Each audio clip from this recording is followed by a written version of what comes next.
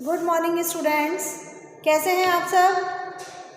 आइए चलिए, पिछली क्लास में हमने पढ़ा था आंकड़ों का दंड आलेख और उसके बाद हमारा टॉपिक है आंकड़ों का प्रबंधन, जिसके अंतर्गत हम पढ़ेंगे औसत कितने प्रकार के होते हैं, इन सब के बारे में हम जानेंगे। तो देखो, आंकड़ों का प्रबंधन में आप जान चुके हैं कि आंकड़े कौन कौन से होते हैं। प्रथम प्राथमिक आंकड़े क्या होते हैं, द्वितीयक आंकड़े क्या होते हैं और आंकड़ों को व्यवस्थित किस प्रकार से किया जाता है। उसके बाद आप देखिए आंकड़ों का औसत यानी कि माध्य क्या क्या होता है। पहला टॉपिक है कि औसत कितने प्रकार के होते हैं, 3 प्रकार के, माध्य, माध्यिका और बहुलक। इन तीनों में सबसे पहले हम पढ़ेंगे माध्य। देखिए माध्य क्या होता है। जब भी हम किन्हीं आंकड़ों को संग्रह करते हैं, अगर हमें उनका माध्य निकालना है तो बहुत ही सिंपल सा एक तरीका होता है कि हम क्या करते हैं, उन सभी राशियों का या उन सभी प्रेक्षणों का योग कर लेते हैं और उन योग में प्रेक्षणों की संख्या या राशियों की संख्या का भाग दे देते हैं। मतलब माध्य का फॉर्मूला बहुत सिंपल है, प्रेक्षणों का योग बटा प्रेक्षणों की संख्या। जितने भी प्रेक्षण आपके पास हैं उन सब का योग करेंगे, उन सबको जोड़ेंगे और प्रेक्षणों की संख्या जितनी है उन सब से क्या कर देते हैं, भाग कर देते हैं। जैसे कि आपके बुक में एक एग्जाम्पल दिया हुआ है, 7 छात्रों की साप्ताहिक जेब खर्च के निम्न मान आपको दिए गए हैं, उनका माध्य हमें निकालना है। तो देखिए ये 7 स्टूडेंट की जेब खर्ची है जो कि मैंने यहाँ पर मेंशन कर दी है।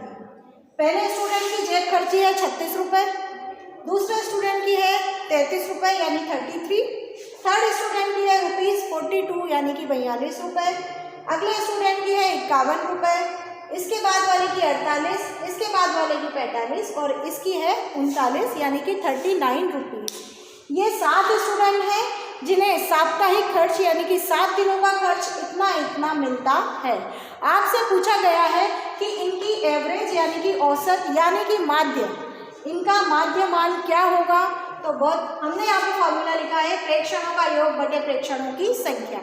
कितने प्रेक्षण हैं, 1 2 3 4 5 6 7, कुल प्रेक्षणों की संख्या 7 है और इनका योग करना है तो 36 plus 33 plus 42 plus 51 plus 48 plus 45 plus 39। प्रेक्षणों का योग, प्रेक्षणों की संख्या 7। प्रेक्षणों का जब हम इन सबका योग करते हैं तो आता है 294 यानी कि 294 रुपीज़। प्रेक्षणों की संख्या 7 है, इसलिए हम इन्हें 7 से क्या कर देंगे, विभाजित कर देंगे या 7 का भाग दे देंगे।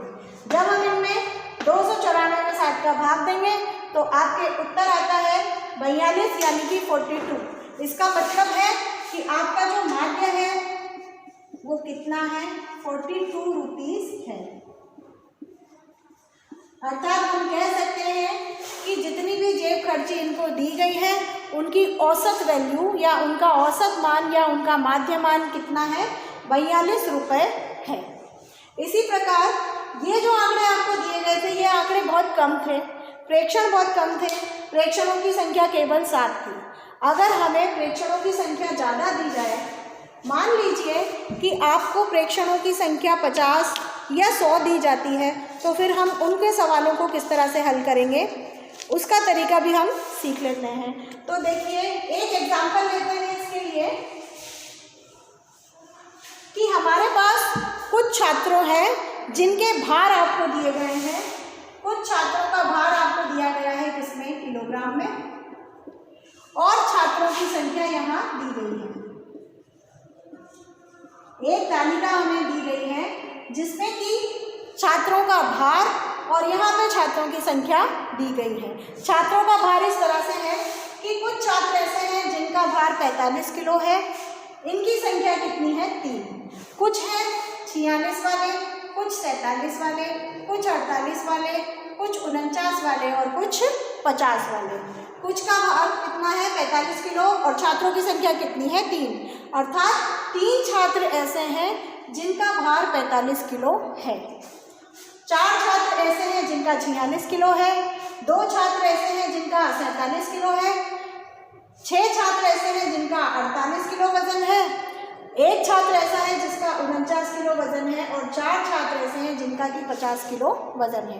तो अब आप देखो, इन्हें हम बोल देंगे x, छात्रों की संख्या को हम बोलेंगे f, यहाँ हम लिखेंगे कुल भार।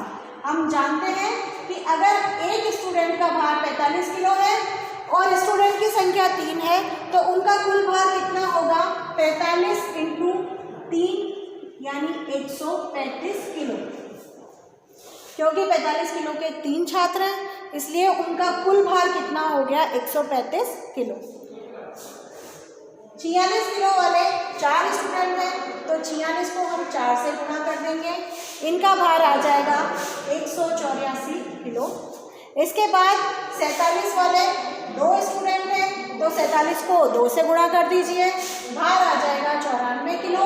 48 वाले 6 स्टूडेंट हैं तो 6 से गुणा कर दीजिए, भार आ जाएगा 288 किलो।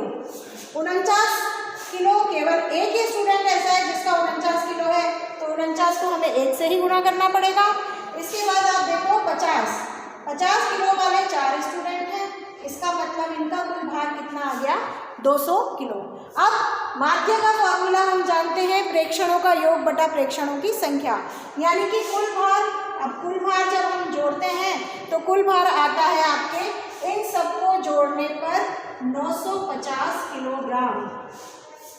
वही हमारे कुल छात्रों की संख्या कितनी है, 3 और 4 7 और 2 9, 9 और 6 15 और 1 16 और 4 20। कुल छात्रों की संख्या है 20, कुल भार आपके पास है 950 किलो। तो माध्य का मान क्या हो जाएगा, प्रेक्षणों का योग बटे प्रेक्षणों की संख्या, यानी कि 950 बटे 20। 1 0 से 0 कैंसिल होगा और जब हम 95 में 2 का भाग देंगे तो 47.5 किलोग्राम आएगा। अर्थात हमारे माध्य का मान कितना हो गया, 47.5 किलोग्राम।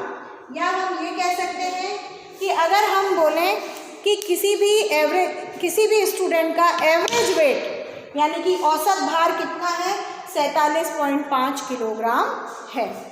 इसके बाद अब आएगा माध्यिका और उसके बाद आएगा बहुलक, जो कि हम नेक्स्ट क्लास में कवर करेंगे। आज यहीं तक के लिए है। Thank you.